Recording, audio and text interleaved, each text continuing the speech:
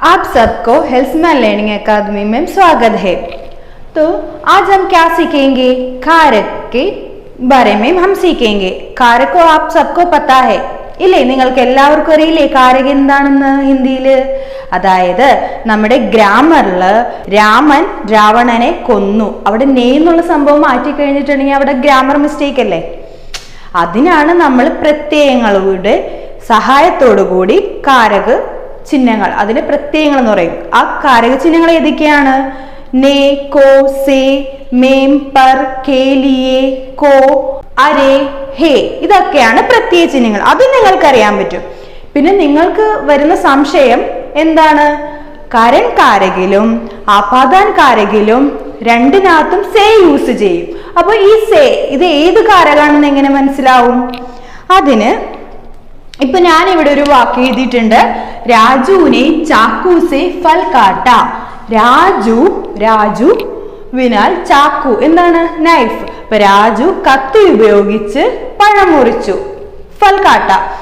അപ്പൊ ഇതിനകത്ത് നമ്മള് രാജു എന്ത് മുറിച്ചു? എന്ത്, വാട്ട്, അതിനുള്ള ആൻസർ ഇവിടെ കിട്ടുന്നുണ്ട്. എന്ത് മുറിച്ചു? ഫൽ. എന്തുകൊണ്ട് മുറിച്ചു? അതിനും ആൻസർ ഇവിടെ ഉണ്ട്, ചാക്കു.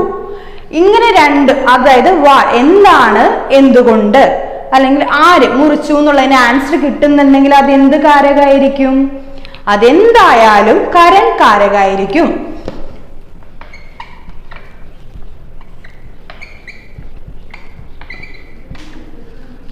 അപ്പൊ പിന്നെ നമ്മൾ ഇവിടെ വേറൊരു വേർഡ് എഴുതിയിട്ടുണ്ട്. പേട് സേ പത്തേ ഖിര. പേട് സേ മരത്തിൽ നിന്ന്, പത്തേ ഇലകൾ വീണു. ഖിര മീൻസ് വീഴുക, കൊഴിഞ്ഞു വീഴുക.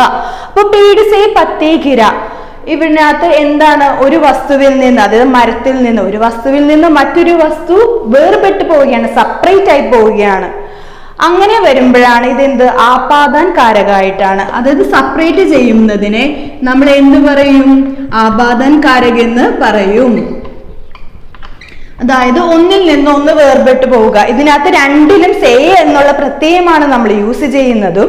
അതെങ്ങനെ കണ്ടുപിടിക്കാന്ന് വെച്ചിട്ടുണ്ടെങ്കിൽ ഒന്നിൽ നിന്ന് ഒന്ന് വേർപെടുക, ഒന്ന് സെപ്പറേറ്റ് ആവുക, അത് ആപാദാൻ കാരകവും. അല്ലാത്തത്, അതായത് ആര് മുറിച്ചു, എന്ത് മുറിച്ചു എന്നുള്ള ആൻസർ കിട്ടുന്നുണ്ടെങ്കിൽ അത് കരൺ കാരകമായിരിക്കും. എല്ലാവർക്കും മനസ്സിലായോ? അപ്പോൾ ഇതുപോലുള്ള അനേകം വീഡിയോസ് നിങ്ങൾക്ക് കാണുന്നതിന് വേണ്ടി ഹെൽസ്മാൻ ലേണിംഗ് അക്കാദമി ഫോളോ ചെയ്യുക, സബ്സ്ക്രൈബ് ചെയ്യുക, ലൈക്ക് ചെയ്യുക.